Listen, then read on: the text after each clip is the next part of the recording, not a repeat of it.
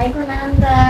Salam. Sebelumnya mau mengganggu waktunya nih, kita kebetulan dari SMA Tangerang, kita dapat tugas sekolah buat ngewawancari orang atau narasumber dari asuransi ya, asuransi sendiri.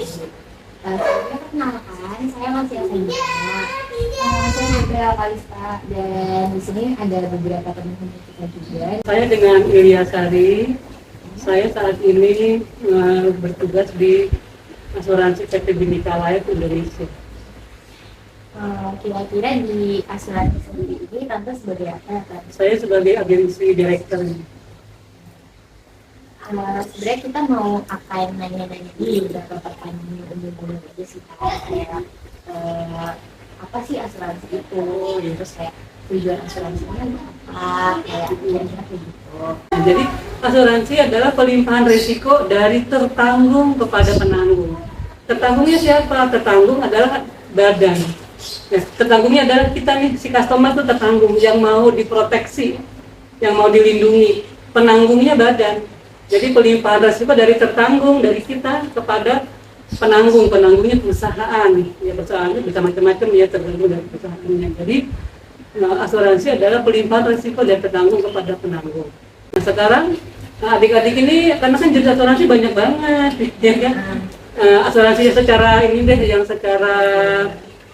secara globalnya aja. Ada asuransi kerugian, ada asuransi jiwa. Nah asuransi jiwa dalamnya lagi banyak lagi nih. Asuransi kesehatan itu masuk kategori asuransi jiwa. Kalau di asuransi jiwa itu ada asuransi kesehatan, ada asuransi tabungan hari tua, ada ada asuransi proteksi.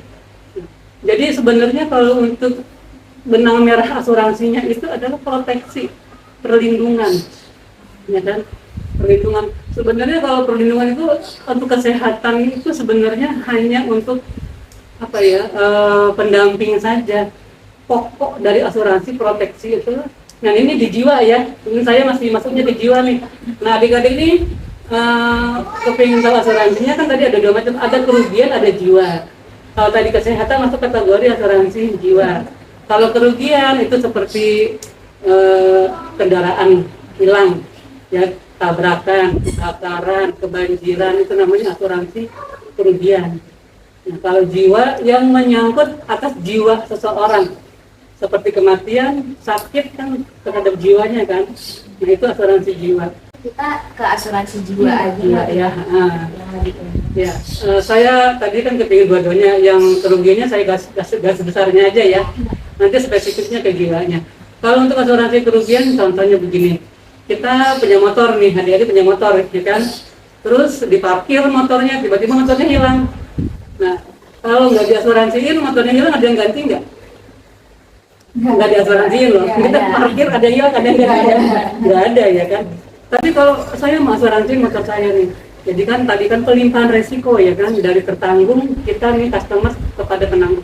Motor seharga 20 juta, saya asuransikan paling setahun hanya bayar asuransi itu 500.000 setahun dari harga yang 20 juta tadi. Nah artinya selama ini kalau untuk yang kerugian durasinya per tahun ya, beda dengan jiwa. Nanti kalau jiwa saya jabarkan lagi. Kalau untuk kerugian itu per tahun, kayak motor per tahun. Saya masuk asuransi Januari 2023. Dia akan berakhir di Desember 2023.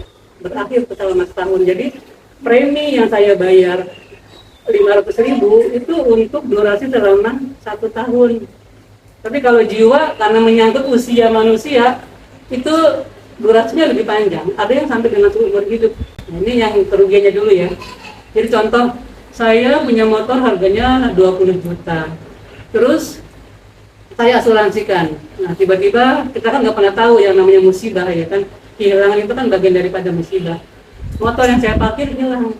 Karena saya sudah mengasuransikan, jadi ada pelimpahan risiko. Nah, saya bisa mengklaim nih ke kantor asuransi. Kan, yang tempat saya buat perjanjian. Mengklaim dari harga yang 500.000, premi yang saya bayar 500.000, saya bisa mengklaim seharga 20 juta tadi. Jadi premi itu ditentukan oleh harga motor tadi. Mungkin kalau harga motornya motor kayak motor-motor moge kan mahal-mahal ya, sampai mungkin ada yang ratusan juta, itu beda lagi. Jadi besar kecilnya premi kalau untuk kerugian ya ditentukan dengan besar kecilnya jaminan yang mau yang Jaminkan. yang dijaminkan, yang diproteksi tadi, yang dilindungi. Jadi kalau sekitar motor yang 20-an paling 500.000. Nah kalau mobil yang harganya 200 juta itu bisa 4 jutaan setahun. Tapi kalau mobil lebih kompleks lagi dia.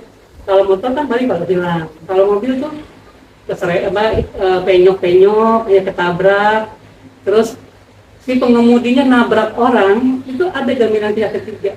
Jadi orang yang kita tabrak pun kita bisa mengklaim ada penggantian pengobatan kecelakaan.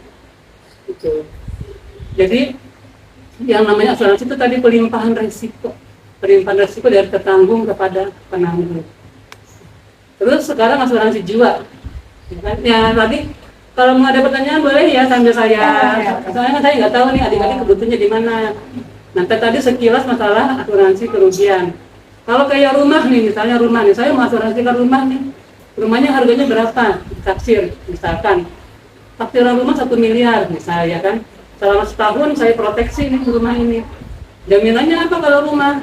Kalau kebanjiran, banjir pun diganti, ditanggung. Jaminan ada kalau berbanjiran. Nah kalau total loss itu kalau rumah itu kebakar yang benar-benar habis, misalkan saya asuransikan nih jaminan rumah ini 1 miliar dengan saya berkewajiban membayar premi setahun itu seharga 3 juta. Jadi uang 3 juta itu menjamin di harga 1 miliar. Kalau terjadi musibah yang rumah itu terbakar hangus habis rata dengan tanah, maka si tertanggung tadi akan mendapatkan penggantian rumah seharga 1 miliar. Jadi ada anekdot orang begini, anekdotnya nih, ketika rumah kebakaran orang yang nggak punya asuransi kan bingung ya, dia keluarin barang-barangnya ya kan, TV-nya, anak-anaknya dulu nih dikeluarin nanti barang-barangnya. Terakhir kan nyawanya dia terancam kan, karena api semakin besar ya kan. Nah akhirnya anak-anak selamat, dianya terbakar di dalam rumah. Tapi kalau yang dia diasuransikan rumahnya, begitu ada musibah kebakaran, cukup ngumpulin anak-anaknya aja, dia udah tinggal ditonton aja deh ke apinya. Ya kan? Ini cuma tinggal menyaksikan api dari jauh ketika rumahnya habis rata dengan tanah, artinya digantikan lagi seharga 1 miliar tadi. Jadi kalau di asuransi itu ada rasa nyaman, ada rasa ketenangan ketika kehilangan barang yang sudah kita proteksi tadi. Jadi uang itu akan digantikan. Itu untuk asuransi kerugian. Banyak ya, diantaranya tadi kayak kendaraan, rumah, mobil, motor yang sifatnya menghilangkan kerugian fisik. Itu untuk asuransi kerugian. Sekarang untuk asuransi jiwa. Gimana? Aku mungkin mau nanya nih dari beberapa yang tadi Tante udah menjabarin. Nah, kira-kira kalau misalnya dari dari kitanya yang tertanggungnya kalau telat kira-kira ngebayar yang premi itu, kira-kira apa sih kan yang bakal terjadi?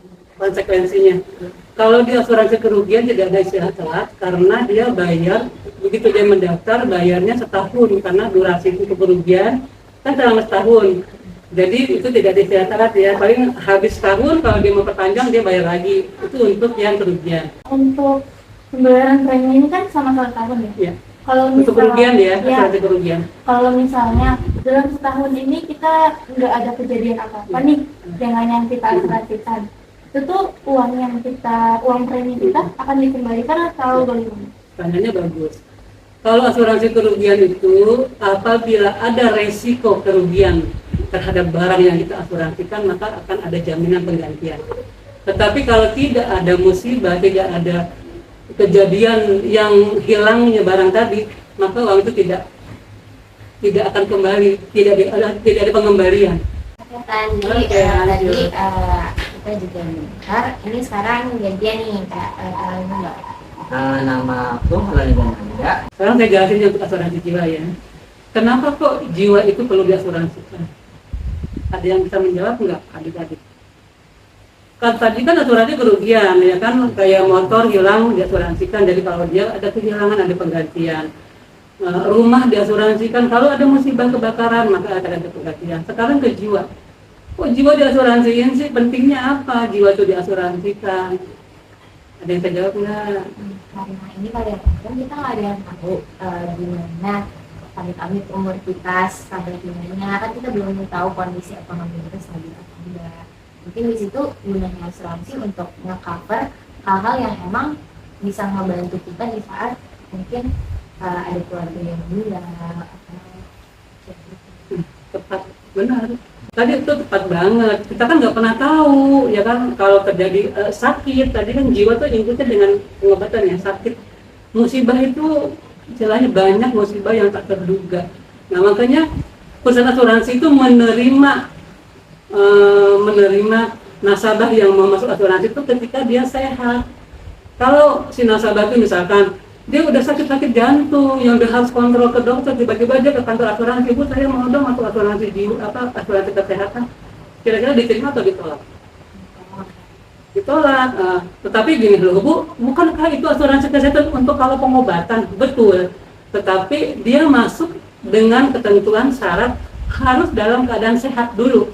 Jadi tadi cara bayar asuransi itu, cara bayar itu ada 5 cara. Bisa bulanan, bisa 3 bulanan, semester, tahunan, atau sekaligus. Itu cara bayar. Ya. Besar kecilnya premi itu adalah gini. Ketika siapa tadi namanya? Nah, tetangga namanya siapa? Mas Tia. Ya takut dia kalau dasar di jiwa. Enggak. Ketika dia meninggal. Ketika Mas Tia, Bu saya mau masuk asuransi dong, ya kan? Untuk yang seumur hidup nih ya. Nah, terus Mas Tia mau ambilnya berapa? Saya kemampuannya cuma, jadi kan dia diukur kemampuan. Saya kemampuannya sebulan paling cuma itu Bu 100.000 aja. Oke, ini untuk yang jiwa yang tadi ya, atau jiwa yang untuk sumber hidup ya. 100.000, oke. 100.000 itu proteksinya bisa sekitar untuk umur segini ya, umur 17 ada 15 itu sekitar di bawah 100.000 itu sudah bisa. Itu dapat proteksinya 100 juta. Paling sekitar 15 ya, sekitar 60 ribuan sebulan. Jadi berarti asuransi itu nggak emang buat orang dewasa aja, dari kita remaja pun? Jangankan remaja, bayi baru lahir aja ada. Jadi gini, asuransi itu makanya kalau asuransi bicara asuransi kan verbal ya kan. Tapi kalau kita lebih tadi saya tarik ke spesifiknya apa nih? Kan ada asuransi kerugian, asuransi jiwa juga besar banget, banyak macam-macamnya banyak. Kalau yang untuk murni proteksi itu dari anak baru lahir umur 14 hari baru lahir sudah bisa diproteksi. Artinya apabila maaf nih si bayi tadi umur 14 hari ya, saya asuransikan lah 500 juta tertanggungnya misalkan, paling preminya 200-300 ribu per bulan, kecil. Dan kalau terjadi sesuatu terhadap jiwanya, karena ini asuransi jiwa ya, maaf, sesuatu itu kan artinya meninggal dunia kan, maka ahli waris akan menerima santunan sebesar uang yang diproteksi tadi. Jadi macam-macam asuransi jiwa tuh ada. Kalau kesehatan itu sebenarnya tambahan aja, asuransi tambahan. Ada asuransi tabungan hari tua, ada tabungan pendidikan, ada asuransi lebih ke investasinya aja. Jadi dia lebih investasi plus ada asuransinya. Kalau misalnya si tertanggung kalau atau gagal membayar premi ini di bagian jiwa ya, asuransi jiwa itu kira-kira kayak gimana? Ini yang jiwa ya. Jiwa. Nah, kalau yang tadi kerugian kan nggak ada istilah telat bayar premi kan. Jadi kalau untuk peraturan pembayaran premi itu kan kita kasih durasi waktu itu 30 hari kerja atau 1 bulan kalender. Misalkan begini, si tuan A masuk asuransi, dia ambil cara bayarnya, mungkin cara bayarnya bisa tadi kan mau yang bulanan, 3 bulanan, semester atau tahunan. Misalkan dia ambil bayarnya bulanan deh, ya kan? Dia masuk di tanggal 1 Januari, maka durasi membayar premi itu sampai dengan tanggal 1 sampai tanggal 30, ya kan? Jadi tanggal 1 Februari jatuh tempo lagi kan, gitu. Sampai tanggal akhir bulan Februari itu masa masa grace periodnya dia 30, kalau di Februari kan 28 hari ya. Nah, sekarang kalau misalkan sampai tanggal 28 Februari dia nggak melakukan pembayaran, konsekuensinya apa sih? Nah, gitu ya. Konsekuensinya, kalau sudah telat dari pembayaran 30 hari, tiba-tiba terjadi klaim apa meninggal dunia, nah, maka tadi nggak bisa dia mengajukan pembayaran klaim karena pembayaran preminya terlambat. Gitu. Nah, kira-kira kan ada asuransi ini punya dampak negatifnya sendiri nggak sih buat kita? Jadi kalau menurut saya sih sisi negatif tidak ada ya. Cuma kan terkadang orang kan suka begini nih, asuransi orang kadang-kadang masih riba gitu ya kan. Terus kadang-kadang juga ya mohon maaf juga orang banyak beranggapan itu haram ini. Saya kadang-kadang kalau orang berbicara begitu saya nggak bisa komen ya, karena itu kembali ke akidah ya. Itu udah bahas kayak garis besarnya asuransi juga. Nah, kira-kira kan aku pernah dengar nih di beberapa kasus di internet misalnya ada asuransi bodong atau apa. Nah, gimana sih cara kita biar tahu nih kalau misalnya asuransi Sehat atau nggak itu sehat? sehat atau nggak sehat? Ya. Untuk menilai asuransi atau bank, benar sih. Sekarang ini memang kemarin istilahnya banyak banget asuransi yang kolek, asuransi yang membuat orang trauma, ya kan? Tujuannya kan apalagi asuransi kan seumur hidup, sementara baru berapa tahun kok asuransi udah kolek, begitu ya kan? Terus bagaimana nih trik-triknya supaya asuransi ini kan sebenarnya penting, sebenarnya bagus, tetapi kita trauma karena apa? Tadi banyak contoh-contoh kita lihat di internet, sekarang kan sudah yang namanya perusahaan, yang namanya apa tuh nggak ada lagi yang ditutup-tutupin. Sudah serba transparan, kita tinggal klik aja internet, klik aja di Google, ini sehat atau nggak sehat gitu ya. Lihat komentar di katakan YouTube atau googling, ya kan, sebutkan nama PT-nya, lihat keluhan-keluhannya. Kalau memang keluhannya banyak, caci makinya banyak, itu udah jelas asuransinya nggak sehat, karena banyak orang kecewa, ya kan. Tetapi kalau minim orang komplain, itulah pesan yang sehat. Nanti tergantung kita balik lagi ke kita selektif. Gimana kita selektif Iya, betul. Kita harus selektif. Karena begini, kalau bicaranya sama orang asuransi, pasti dia akan, asuransi ini ya bagus, ini ya baik. Kendala apa aja sih sering banget muncul?